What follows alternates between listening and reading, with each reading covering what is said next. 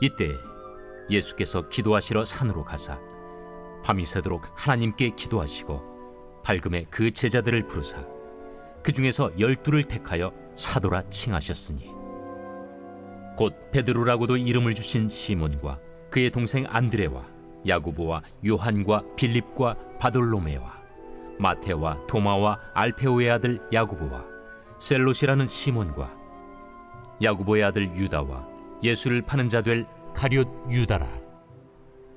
예수께서 그들과 함께 내려오사 평지에 서시니 그 제자의 많은 무리와 예수의 말씀도 듣고 병 고침을 받으려고 유대 사방과 예루살렘과 두로와 시돈의 해안으로부터 온 많은 백성도 있더라. 더러운 귀신에게 고난받는 자들도 고침을 받은지라.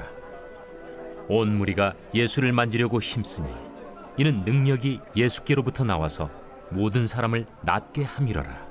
사랑하는 근숙가족 여러분, 평안하시죠? 어떻게 구정 연휴는 잘 보내고 계신가요? 기쁨과 감사와 행복이 넘치는 시간이 되었으리라 믿습니다. 자, 오늘도 하나님의 말씀을 통해서 우리를 향하신 하나님의 마음과 생각을 함께 나누겠습니다. 자, 오늘 나눌 말씀은 누가복음 6장 12절에서 19절의 말씀입니다. 오늘 본문은 제자 중에 12명을 사도로 세우신 일에 관해서 증가하고 있습니다.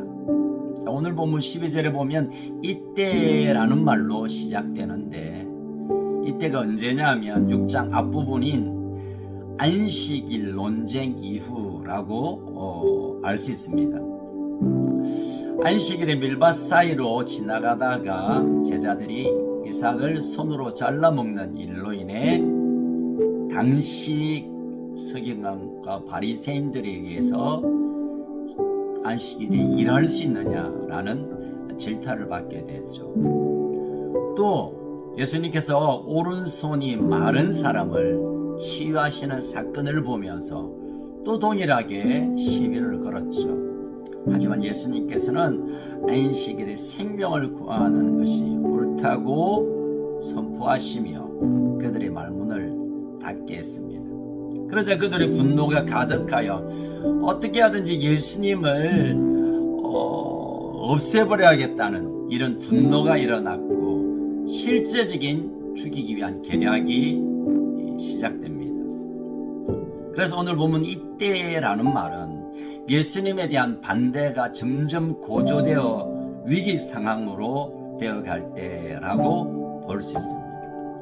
이때 예수님이 무엇을 하셨는지 오늘 성경 12절에는 이 말씀을 우리가 보아야 할 것입니다. 이때에 예수께서 기도하시러 산에 가사 밤이 새도록 하나님께 기도하시고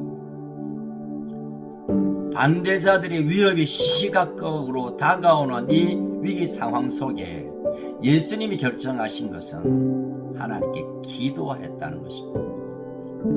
이 시간 이후에도 예수님에게 따오는 많은 위기 상황 속에 예수님이 선택한 공통적인 첫 번째는 기도한 겁니다. 기도하고 사역하고 기도하고 말씀받아 선포하고 기도하고 하나님의 뜻을 쫓아 순종하는 그 아름다운 기도의 본을 우리에게 보이고 있습니다. 참 휴일은 우리가 즐겁게 보내었지만 또 온 나라가 분쟁과 그 참 아픔의 얘기들이 또 쏟아져 나옵니다. 이때 우리가 해야 될 것이 뭘까요? 하나님께 나아가 기도하는 것입니다. 기도할 때 하나님께서 일하기 시작하고 기도할 때 하나님의 뜻이 이 땅 가운데 드러날 것입니다. 자, 이제 예수님이 기도하신 후에 예수님의 사역을 이어갈 만한 사도들을 선택하는 일을 결정하십니다.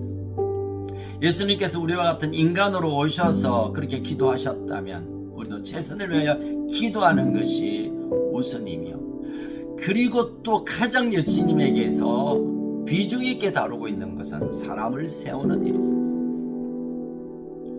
기도 후에 가장 먼저 했던 일이 사도를 세우는 일, 12를 통하여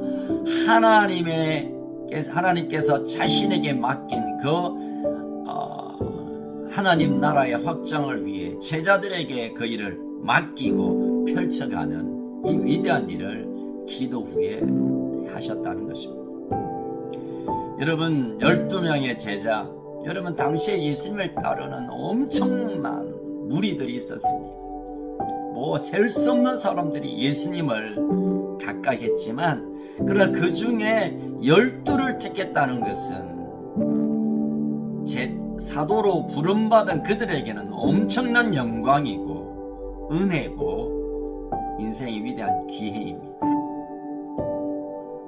어쩌면 우리가 이 땅에 수억의 사람들이 있지만, 수십억의 인류가 있지만, 그 중에 하나님의 자녀로 부름을 받았고 하나님의 뜻이 있는 이 아름다운 공동체를 통하여 우리가 부름을 받았다는 것은 특별한 명예스러운 일이며 감격적인 일이며, 그 부름이 얼마나 우리 인생을 가치 있게 만드는가를 우리가 쉽게 알 수 있습니다.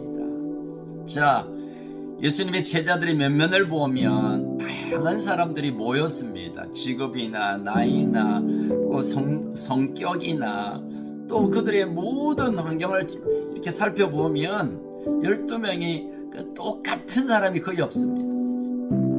그러나 그들을 묶어줄 수 있는 하나가 있다면 예수님에 대한 존경과 사랑, 기대였습니다. 어쩌면 예수님의 사역을 이어받고 있는 주님의 몸된 교회, 우리들이 이런 곳이어야 합니다. 모든 사람들의 다양한 배경, 성향, 그리고 재능, 관심, 그러나 한 가지 예수님을 주님으로 인정하는 이 하나로 우리가 묶어져야 하며, 그 가운데 우리가 서로 존중하고 용납하고 다양성을 인정해야 되는 것, 이것이 얼마나 중요한가를 다시 한번 깨닫게 됩니다. 또한 이들은 믿음에 특별히 뛰어난 사람이 결코 아닙니다. 우리가 잘 알다시피 예수님에게 끊임없이 오해하고 자신의 영광을 구하고 예수님을 버려두고 도망가고, 정말 참 우리가 생각하면 12 제자들이 그리 멋진 사람이 없어 보입니다. 그러나 그들이 성령으로 하나님의 영이 부어졌고 부활하신 주님의 인격적으로 만남으로 그때 비로소 믿음의 용사가 되어서 거듭나서 목숨을 걸고 하나님 나라를 위해 그의 생명을 다 쏟아드리게 되죠. 교회도 마찬가지입니다. 괜찮은 사람들이 모인 곳이 아닙니다.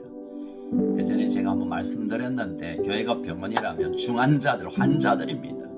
인격적으로 또는 여러 가지로 부족하고 정말 우리가 참 불편한 사람들이 많이 옵니다. 그러나 그 가운데서 말씀으로 우리가 우리의 삶을 새롭게 하며 성령으로 우리가 완전한 새로 태어남을 경험하고 온전한 속사람이 강건해지고 우리의 모든 것이 변화되는 이런 과정을 통하여 주님의 사역을 함께 감당하는 가족 공동체로 일어나는 것, 이것이 바로 교회의 본래의 모습입니다. 여러분, 우리가 말씀으로 순종하여 성장할 때까지 우리가 스스로 좀 기다려줘야 합니다. 성령으로 충만하여 그의 삶의 모든 인격이 새롭고 거룩해질 때까지 우리가 함께 곁에 중보하며 기다려줘야 합니다. 그리고 어느 날 우리가 함께 주님의 마음을 함께 나누고 주의 맡긴 사명을 함께 감당하는 용사, 군대의 용사의 아름다운 성품을 우리가 함께 드러나는 그날이 오게 될 걸로 저는 기대합니다. 오늘 마지막 19절에 보니까 예수님이 제자를 선택하고 말씀을 전하기 전에 예수님으로부터 능력이 나타나 수많은 병자를 고쳤다고 증거합니다.